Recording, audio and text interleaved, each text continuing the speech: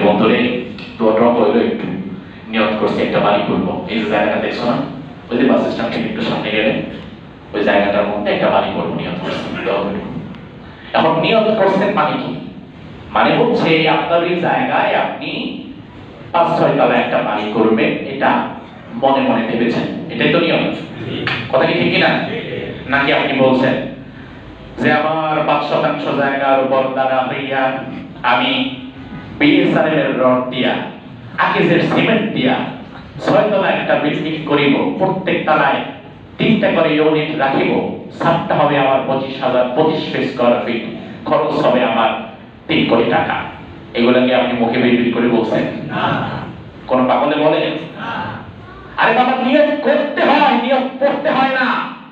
আপনি বাড়ি করার সময় নিয়ত করেন, গাড়ি কেনার সময় নিয়ত করেন, নিয়ত পড়েন না। তাহলে নামাজ কি দোষ করলো? নামাজের সময় এসে আপনি নাওয়াইতু সাল্লি লিল্লাহি তাআলা পড়া শুরু করে দিলেন।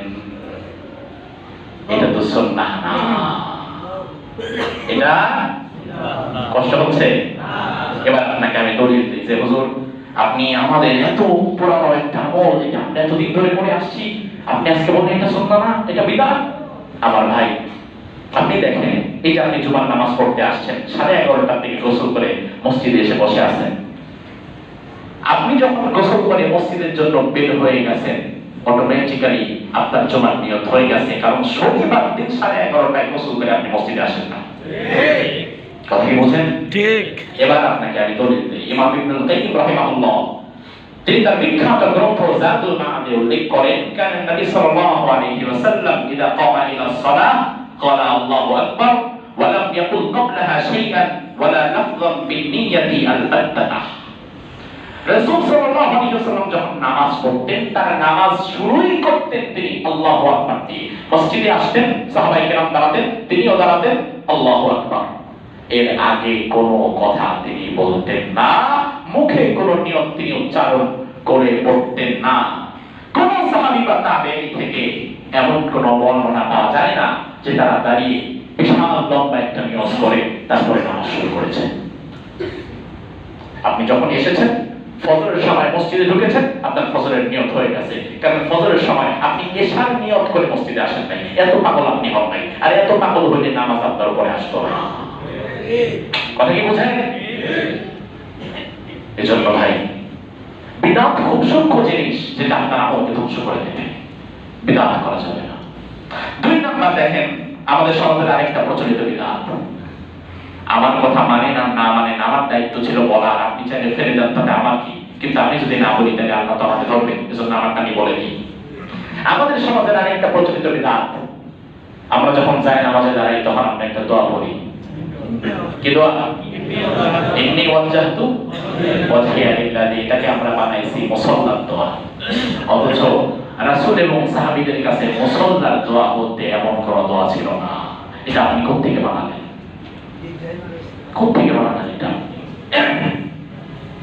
ইন্নী ওয়াজজাহতু ওয়াজহিয়া লিল্লাযী ফাতারাস সামাওয়াতি ওয়াল আরদা হানিফা ওয়া মা আনা মিনাল মুশরিকিন। এই দোয়া রাসূল কখনো কখনো পড়েছেন, তবে নামাজে হাত বাঁধার পরে, তাকবীরে তাহরিমা বাঁধার পরে।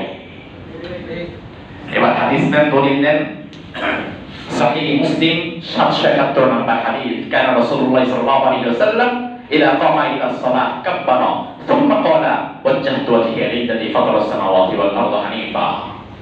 রাসূল নামাজে দাঁড়াতেন, তাকবীরে তাহরিমা বাঁধার পরে কখনো আমরা যে সানা পড়ি, সানা রাসূল পড়তেন।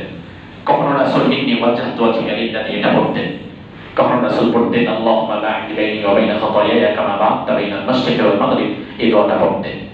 এখন রাসূল যেটা দাঁড়িয়ে নিয়ত বাঁধার পরে পড়তেন, ওইটা নিয়ে আমরা বানায় ফেলছি এখন যায় নামাজে দাঁড়ানোর দোয়া। ওই যে বললাম, আপনার মনে হতে পারে আচ্ছা হুজুর এটা বিদআত হবে কেন, বিষয়টা খারাপ, এটা দোয়াই তো বললাম, কি এমন বললাম? আসলে সব ভালো, সব ভালো সব জায়গায় ভালো না, চলে না। আমার ভাই, এরপরে কথা তো অনেক বলার সময় নাই। কেউ মারা গেলে কোরআন খতম দেওয়া, আরেকজনকে ডেকে এনে, ধরেন আমার বাবা মারা গেছে, বাবার লাশটা সামনে রেখে ওই লাশের পাশে বসে 10-15 জন কোরআন শরীফ পড়তেছে, দিয়ে কবর করা হচ্ছে। কেমন দৃশ্য আছে না নাই? এই নিয়ম আপনি কোথায় পেলেন? আল্লাহ তাআলা কোরআনে বলছেন ওয়া লাইসা লিল ইনসানি ইল্লা মা সাআ। মানুষ তাই পায় দুনিয়াতে সে যা চেষ্টা করে রেখে যায়। এই আয়াতের ব্যাখ্যায় ইবনে কাসির রাহিমাহুল্লাহ তিনি বলেন ওয়া মিন হাযিহি আয়াতিল কারীমা ইস্তাবাতা আশ-শাফিঈ রাহিমাহুল্লাহ আন্না আল-কিরাআতা লা ইয়াসিলু ইহদাউ সাওয়াবিহা ইলা আল-মাউতা। এই আয়াতকে সামনে রেখে ইমাম আশ-শাফিঈ রাহিমাহুল্লাহ জগৎ বিখ্যাত আলেম তিনি বলেন এই আয়াত থেকে প্রমাণ হয় কোন মৃত ব্যক্তির কাছে কোরআন তেলাওয়াতে ওই মৃত ব্যক্তির কাছে কোনো সওয়াব পৌঁছানো হয় না। আল্লাহ তাআলা কোরআনে নিজেই বলেছেন লিয়ুনযিরা মান কানা হাইয়া, কোরআন আমি নাযিল করেছি জীবিত মানুষের জন্য, আর এটারে আমরা বানাইছি এখন মুর্দা ব্যক্তির জন্য। দুনিয়াতে থাকতে জীবনে আল্লাহর বান্দা কোরআন পড়ে নাই, দুনিয়াতে থাকতে হয়তো মসজিদেও ঠিকমতো আসে নাই, দুনিয়াতে থাকতে এমন কোন হারাম আর খারাপ কাজ নাই যা তার জীবনে ছেড়েছে। প্রত্যেকটা হারাম এবং খারাপ কাজের সাথে তার সম্পৃক্ততা ছিল, কখনো আল্লাহর পথে সময় দেয় নাই। ওই ব্যক্তি মরার পরে কোরআনে কারীম যদি 100 বারও খতম দেন তার করলাম না। কথা বুঝেন? এত সহজ না তো ভাই, এই কাজগুলো করবেন না। এবার হানাফি মাযহাবের ফতোয়া শুনেন। যেহেতু আমরা মোস্ট অফ দ্য পিপল হানাফি ফিকহ অনুসরণ করি, ফতোয়ায়ে বাজ্জাজিয়া হানাফি মাযহাবের একটি কিতাব, সেখানে বলা হয়েছে ওয়া ইত্তিখাদুদ দাওয়া লিকিরাআতিল কুরআন ওয়া জামঈস সুলাহা ওয়াল কুরআ লিখাতমি আও লিকিরাআতি সূরাতিল আনআম ওয়াল ইখলাস। কিতাবুল জানাইজ ফতোয়ায়ে বাজ্জাজিয়া, সেখানে বলা হয়েছে মৃত ব্যক্তির পাশে কোরআন খতমের জন্য কাউকে দাওয়াত করে এনে বসানো, কোরআন তেলাওয়াত করা, সূরা আনআম, সূরা ইখলাস পাঠ করার মধ্য দিয়ে যে কাজ করা হয় এর দ্বারা কোনো ফায়দা নেই, উপরন্তু এই কাজ হচ্ছে বিদআত। এই কাজ কি বিদআত? এই কাজ কি বিদআত? বিদআত। কষ্ট হচ্ছে না? ঠিকই কষ্ট হচ্ছে মনে হয়। এবার সর্বশেষ বিদআত বলে শেষ করে দিচ্ছি। আরেকটা সমাজের প্রচলিত খুব মজার সুস্বাদু একটা বিদআত হচ্ছে কেউ মারা গেলে 3 দিন অথবা 40 দিনের জমায় একটা খাওয়া। সেই খাবার কেমন হয়েছে? সেই আরে বড় আফসোস লাগে কখন জানেন, যখন দেখি এই ব্যক্তি তার বাবা তার মা জীবিত অবস্থায় এই ব্যক্তি তার মা বাবাকে ভাত দিত না, সে তার মায়ের মুখে একটা টুকরা মাছ তুলে দিত না, সে তার বাবাকে ঈদের দিন একটা জামা দিত না, সে তার বাবার মুখে এক টুকরা গোশত তুলে দিত না। অথচ আজ তার মা তার বাবা মরে যাওয়ার পরে এলাকার লোকজন ডাইকাই না সে মাছ ভাত খাওয়াচ্ছে। ও না, এমন দৃশ্য বাংলাদেশে নাই। আপনারা সবাই আকাশ থেকে পড়ছেন, এগুলো আমি একাই দেখছি জীবনে। আপনাদের ভাবখানা এমন যে হুজুর এগুলো হয়, এমন দৃশ্য আমাদের সমাজে আছে না? আছে। আহা আমার ভাই, রাসূল সাল্লাল্লাহু আলাইহি ওয়াসাল্লামের জামানায় রাসূলের স্ত্রীদের মধ্য থেকে কেউ বিদায় হয় নাই? রাসূলের সন্তানদের মধ্য থেকে 3 জন সন্তান বিদায় হয় নাই? কত সাহাবী বিদায় হয় নাই? কার মৃত্যুর পরে রাসূল 3 দিনে খাওয়াইছেন, 40 দিনে খাওয়াইছেন? খাদিজার মৃত্যুর পরে 40 দিন পরে সবাইকে নিয়ে রাসূল পিকনিক করছেন? আমরা পার্টি করা শুরু করেছি। কেউ বলছে বাবা পার্টি হবে 40 দিনে খাওয়া হবে এটা। বলে রাসূল সাল্লাল্লাহু আলাইহি ওয়াসাল্লাম তিরমিজির 999 নম্বর হাদিসের মধ্যে বলেন জাফর রাদিয়াল্লাহু আনহু যখন পড়ে গেলেন, আল্লাহর হাবিব বললেন ইসনাউ লিআহলি জাফরিন তাআমান ফাইন্নাহু ক্বাদ জাআহুম মা ইয়াশগুলুহুম।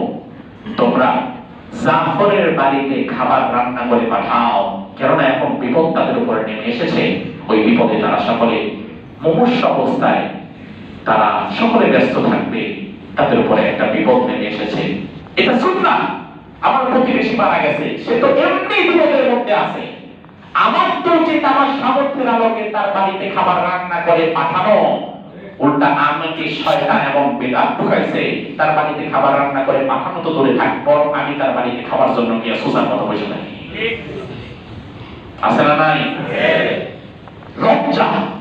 রাসূল শেখালেন কি আর আমরা করলাম কি? আমার ভাই, সাহাবীগণ মৃত্যু পরবর্তী খাবারকে কি মনে করতেন দেখেন। হযরত জারীর ইবনে আব্দুল্লাহ আল-বাজালি রাদিয়াল্লাহু আনহু তিনি বলেন কুননা নাউদুল ইজতিমা ইলা আহলিল মাইয়িত ওয়া সামিআতিত তাআম বাদা দাফনিহি মিনান নিয়াহ। সাহাবায়ে কেরাম বলেন আমরা মৃত ব্যক্তির দাফন সম্পন্ন করার পর তার বাড়িতে একত্রিত হওয়া খাবারের আয়োজন করাকে জাহালাতের বিধান মনে করতাম। জাহালাতের বিধান মনে করতাম, এটা জঘন্য একটা কাজ। আর আমরা মৃত্যুর পরে 3 দিন আর 40 দিনে খাবারের আয়োজন করি বিশাল আকারে। হানাফি মাযহাবের অন্যতম মূল পাঠ্য এবং প্রামাণ্য কিতাব আদ-দুররুল মুখতার, সেখানে বলা হয়েছে ويكره اتخاذ الضيافة من الطعام من أهل الميت لأنها شرعت في السرور لا في الشرور وهي بدعة مستقبحة। মৃত ব্যক্তির পরিবারের পক্ষ থেকে মেহমানদারির আয়োজন করা মাকরুহ, কারণ মেহমানদারি বা খাবারের আয়োজন হলো খুশির সময়ের জন্য, শোকের সময়ের জন্য নয়। এটি একটা নিকৃষ্টতম বিদআত। হানাফি মাযহাবের ফতোয়া হচ্ছে এই 3 দিন অথবা 40 দিনের খাবার নিকৃষ্টতম বিদআত। আপনাকে তো আমি সবই বললাম, কোরআনের আয়াত বললাম, রাসূলের আমল বললাম, 2-3টা হাদিস বললাম, হানাফি মাযহাবের ফতোয়া বললাম। এরপরেও যদি না বুঝেন আমার কিছু বলার নাই। আমার যতটুকু দায়িত্ব ছিল আমি পালন করে দিলাম। আচ্ছা, এর চেয়েও ভয়ঙ্কর বিষয় হচ্ছে আমার ভাই, এই 3 দিন অথবা 40 দিনে যে খাবারটা খাওয়ানো হয়, এটা আপনাদের এলাকায় আছে তো? এই 3 দিন অথবা 40 দিনে যে খাবারটা খাওয়ানো হয়, এটা কি উপহার স্বরূপ, বিয়ের খাবারের মতো উপহার স্বরূপ, নাকি সাদাকা? কথা বুঝেন, এটা কি উপহার স্বরূপ না সাদাকা? সাদাকা দুনিয়ার সবাই খেতে পারে, সাদাকা খাবে শুধুমাত্র ফকির মিসকিন। অথচ আমাদের 3 দিন আর 40 দিনের বাড়িগুলোতে যাওয়ার পরে দেখবেন ওই সাদাকার খাবার জন্য লাইন ধরছে, বৈশা আছে এলাকার সম্ভ্রান্ত 5 তলা 10 তলা 10 তলা পেটওয়ালা গরিবতা লোকেরা। আছে না নাই? আর গরিব মানুষ এই পেছনে পেছনে ওরে পরে আসো, আরে আসো না পরে, ওই ওদিকে বসো। অর্থাৎ এই গরিবওয়ালা পেটমোটা 5 তলা 10 তলা ওরা সব খায়া যাক, এরপরে হাতি গুটি কিছু থাকে তোমরা খাইও। আস্তাগফিরুল্লাহ, লজ্জা করার কারণ কি আপনার? কত জঘন্য কাজ! যেটা খাবে ফকির মিসকিন, ওই সদকার খাবার খাওয়ার জন্য আপনি লাইন ধরছেন। এই 3 দিন 40 দিনের খাবার, এটা তো উপহার না, এটা তো সাদাকা। এই সাদাকা তো আমার জন্য হারাম। আপনি সাদাকা খাচ্ছেন, হয়তো আল্লাহ তাআলা একদিন আপনার সাদাকা খাওয়ার উপযুক্ত বানায় খাওয়াবে। এত ইচ্ছা এত শখ, তাহলে সাদাকা খাওয়ার উপযুক্ত হও, পরে সাদাকা খাও। একটু কঠিন করে বললাম, যেন পরিবর্তন হন। কষ্ট পেয়েছেন? আমার ভাই, সব কথা সহজভাবে বলা ঠিক না, কিছু কথা কঠিন ভাবে বলা দরকার। এই সাদাকার খাবার কেন আপনি খাবেন? এবার আপনি বলবেন যে হুজুর, তা আমার মা বাবা মারা গিয়েছে, আমি কি কাউকে কিছু খাওয়াতে পারবো না? অবশ্যই পারবেন, কেন পারবেন না? তবে সেখানে আপনি কোনো দিন ধার্য করবেন না। 3 দিন 40 দিনে কোনো দিন ধার্য না করে যে কোনো দিন র্যান্ডমলি আপনি যে কোনো দিন খাওয়াবেন। তবে সেই খাবারটা সমাজের এলিট ক্লাস বৃদ্ধ শ্রেণীর মানুষদেরকে না খাইয়ে মাদ্রাসার এতিম বাচ্চা, গরিব অসহায় মানুষ, সমাজের গরিব অসহায় দুস্থ মানুষদেরকে ডেকে তাদেরকে খাইয়ে দেন এবং তাদেরকে বলেন যে আমার বাবা দুনিয়া থেকে বিদায় হয়ে গিয়েছে কয়েকদিন আগে, আপনারা সকলে আমাদের মা বাবার জন্য একটু দোয়া করবেন। এটা তো হতে পারে, তাতে কোনো সমস্যা নাই।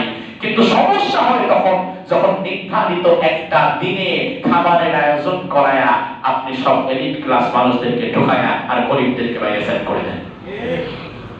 কথা কি বুঝতে পেরেছেন? এজন্য আমার ভাই, এই সমাজের প্রচলিত বিধানগুলো থেকে আমাদেরকে মুক্ত থাকতে হবে। আল্লাহ সুবহানাহু ওয়া তাআলা, আরো অনেক কথা ছিল, আজকে বলার সময় নাই। আবারও কোনোদিন যদি এই প্রসঙ্গে আমরা আলোচনা করার সুযোগ পাই কখনো, তখন আরো বিস্তারিত আলোচনা হবে। যেটুকু আলোচনা হলো সে আলোচনাটুকুর উপরে আল্লাহ তাআলা আমাদের সকলকে আমল করার